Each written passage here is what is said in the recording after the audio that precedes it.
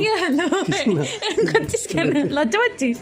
বিয়ের পরের প্রথম জন্মদিনটা ছিল আগের বছর, আর ঘটনাচক্রে আমি ওর সাথে থাকতে পারিনি।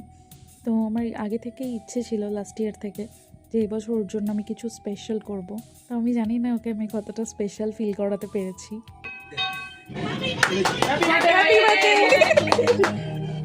Happy birthday to you.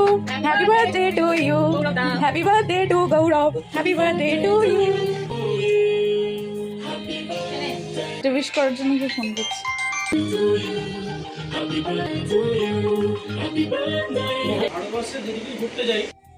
Sourav দা হচ্ছে আমার হাজব্যান্ডের কলিগ, প্লাস ওরা ওপরেই থাকে। তো ওদেরকেও রাত 12টার সময় ডেকেছিলাম। তারপর কেক খেতে খেতে হাসি মজা আড্ডায় সময়টা ভালোই কাটলো। আজ তোমাদের সাথে শেয়ার করলাম ওর জন্মদিনে রাত 12টায় কেক কাটার কিছু সুন্দর মুহূর্ত। কেমন সারপ্রাইজ দিলাম? ভালো ভালো।